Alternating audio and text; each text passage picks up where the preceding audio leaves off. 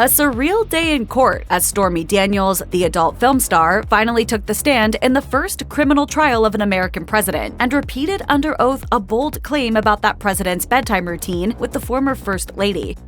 Donald Trump faces 34 counts of falsifying business documents related to hush money payments made by his lawyer, Michael Cohen, less than 2 weeks before the 2016 election to keep Daniels quiet about an alleged affair in 2006.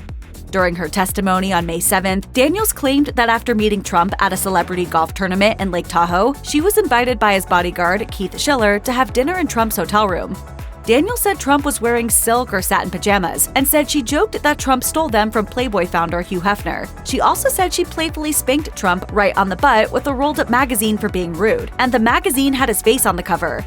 Daniels recreated this moment for Jimmy Kimmel back in 2018. Well, is this what he did? Daniels then disclosed a very brief conversation she had with Trump about his wife, Melania. "He showed me a few pictures and things, and I said, 'Your wife is very beautiful.' He said, 'Don't worry about that. We don't even sleep in the same room.'" Daniels also included this detail in her 2018 memoir, Full Disclosure. As Daniels repeated this claim to the jury, Trump reportedly shut his eyes, shook his head, and called the allegation bull. The judge then called Trump's lawyer over for a sidebar, saying, "I understand that your client is upset at this point, but he is cursing audibly, and he is shaking his head visually, and that's contemptuous. It has the potential to intimidate the witness, and the jury can see that."